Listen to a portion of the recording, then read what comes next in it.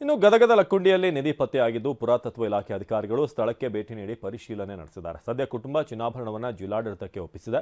ನಿಧಿಯಲ್ಲ ಅಂದ್ರೆ ಚಿನ್ನ ವಾಪಸ್ ಕೊಡಿ ಅಂತ ಕುಟುಂಬದವರು ಕೇಳ್ತಿದ್ದಾರೆ. ಇದರ ನಡುವೆಯೂ ಕೂಡ ನಿಧಿ ಸಿಕ್ಕಿದ ಜಾಗದಲ್ಲಿ ಮನೆ ಕಟ್ಟಲು ಅವಕಾಶ ಸಿಗುತ್ತಾ ಇಲ್ವಾ ಅನ್ನೋ ಆತಂಕ ಕುಟುಂಬಕ್ಕೆ ಎದುರಾಗಿದೆ. ಈಗ ನಿಧಿ ಪತ್ತೆಯಾಗಿದೆ. ಏನು ಮನೆ ಪಾಯ ಆಗಿರುವಾಗ ಒಂದು ಸಣ್ಣ ಚಂಬುದಲ್ಲಿ ಸುಮಾರು 1 ಕೆಜಿಯಷ್ಟು ಏನು ನಿಧಿ ಪತ್ತೆಯಾಗಿದೆ.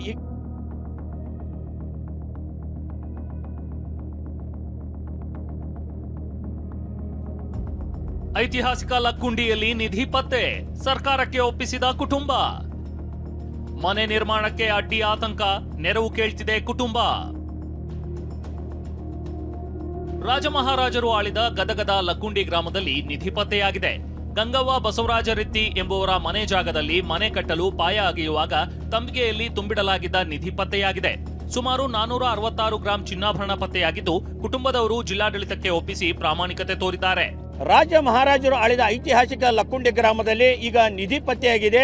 ಏನು ಮನೆ ಪಾಯ ಆಗಿರುವಾಗ ಒಂದು ಸಣ್ಣ ಚಂಬುದಲ್ಲಿ ಸುಮಾರು 1 ಕೆಜಿಯಷ್ಟು ಏನು ನಿಧಿ ಪತ್ತೆಯಾಗಿದೆ. ಹೀಗಾಗಿ ಈ ಒಂದು ನಾವು ಲಕ್ಕುಂಡಿ ಗ್ರಾಮದಲ್ಲಿ ನೋಡ್ಬೋದು. ಯಾವ ಸ್ಥಳದಲ್ಲಿ ಸಿಕ್ಕಿದೆ ಅನ್ನೋ ನಾವು ನಿಮ್ಗೆ ತೋರ್ತೀವಿ. ಇಲ್ಲಿ ನೋಡ್ಬೋದು ಆ ಏನು ಕಟ್ಟಿಗೆ ಏನು ನಡೆದಿದ್ದಾರೆ ಅದೇ ಒಂದು ಜಾಗದಲ್ಲಿ ಮನೆ ಏನು ನಿರ್ಮಾಣಕ್ಕೆ ಪಾಯ ಅಗಿತಾ ಇದ್ರು ಆ ಒಂದು ಜಾಗದಲ್ಲಿ ಒಂದು ಸಣ್ಣ ಚಂಬುದಲ್ಲಿ ನಿಧಿಯನ್ನು ಪತ್ತೆಯಾಗಿದೆ.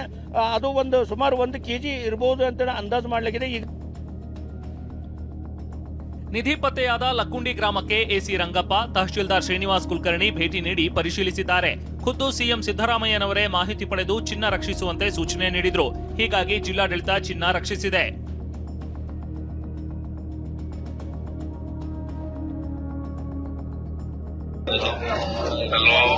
ಸರ್ ನಮಸ್ಕಾರ ಸರ್.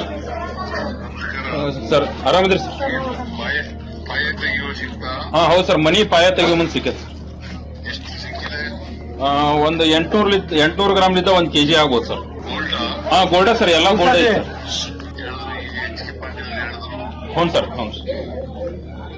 ಅದ ಅವತ್ತು ನೈಟ್ ಬಂದು ಎಲ್ಲ ತೋರಿಸಿ. ಹ್ಞೂ ಸರ್, ಹ್ಞೂ ಕೊಡ್ತೀವಿ ಎಸ್. ನಮಸ್ಕಾರ ಸರ್. ಹಾ ಎಸ್ ಪಿ ಅವ್ರು ಕೊಡ್ತೀವಿ sir. Good afternoon sir. Rohan sir, S P Gadag speaking sir. Yes sir. Yes sir. Yes sir, yes sir, ಮಾಡ್ತೀವಿ ಸರ್. ಸದ್ಯ ಲಕ್ಕುಂಡಿಯಲ್ಲಿ ಪತ್ತೆಯಾದ ಚಿನ್ನಾಭರಣ 11 ಅಥವಾ 12ನೇ ಶತಮಾನದ ಚಿನ್ನಾಭರಣ ಅಂತ ಅಂದಾಜಿಸಲಾಗಿದೆ. ಚಿನ್ನಾಭರಣ ಸ್ವರೂಪ ನೋಡಿದ್ರೆ ಸಾಮಾನ್ಯ ಕುಟುಂಬಕ್ಕೆ ಸೇರಿದ್ದು ಅಂತ ಸಂಶೋಧಕರು ಹೇಳ್ತಿದ್ದಾರೆ. ಇವುಗಳ ಸ್ವರೂಪವನ್ನು ನಾವು ಗಮನಿಸಿದಾಗ ಇದು 11 ಅಥವಾ 12ನೇ ಶತಮಾನಕ್ಕೆ ಸಂಬಂಧಪಟ್ಟಿರಬಹುದೇನೋ ಅಂತೇಳಿ ಗೊತ್ತಾಗ್ತದೆ. ಇವು ಒಬ್ಬ ಸಾಮಾನ್ಯ ವ್ಯಕ್ತಿಯ ಕುಟುಂಬಕ್ಕೆ ಸಂಬಂಧಪಟ್ಟಂತೆ ಅಂತೇಳಿ ನಮಗೆ ಗೋಚರಿಸ್ತಾವೆ. ಕುಟುಂಬವೇನೋ ಚಿನ್ನಾಭರಣವನ್ನ ಸರ್ಕಾರಕ್ಕೆ ಒಪ್ಪಿಸಿದೆ. ಆದ್ರೀಗ ಕುಟುಂಬಕ್ಕೆ ಭಯ, ಆತಂಕ ಶುರುವಾಗಿದೆ. ನಿಧಿ ಸಿಕ್ಕಂತ ಜಾಗ ನಿಷೇಧಿತ ಅಂತ ಘೋಷಣೆಯಾಗುತ್ತೆ. ಹೀಗಾಗಿ ನಾವು ಮನೆ ಎಲ್ಲಿ ಕಟ್ಟಬೇಕು ಅಂತ ಪ್ರಶ್ನಿಸಿದ್ದಾರೆ. ಸರ್ಕಾರ ನೆರವು ನೀಡಬೇಕು ಅಂತ ಮನವಿ ಮಾಡಿದ್ದಾರೆ. ಈಗ ಆ ಕುಟುಂಬಕ್ಕೆ ಭಯ, ಆತಂಕ ಶುರುವಾಗಿದೆ. ಯಾಕಂದ್ರೆ ಈಗಾಗಲೇ ನೆಲ ಬಿಟ್ಟು ಹೇಳದ ಮನೆ ಈಗ ನಿಷೇಧ ಆಗುತ್ತೆ. ಮುಂದೆ ನಾವು ಬದುಕೋದು ಎಲ್ಲಿ ಅನ್ನೋ ಸಂಕಷ್ಟದಲ್ಲಿ ಆ ಕುಟುಂಬ ಇದೆ. ಏನಾಗಬೇಕಂದ್ರೆ ಅವ್ರಿಗೆ ಮಾಡಿಕೊಡ್ಬೇಕು, ಮನೆ ಮಾಡಿಕೊಡ್ಬೇಕು.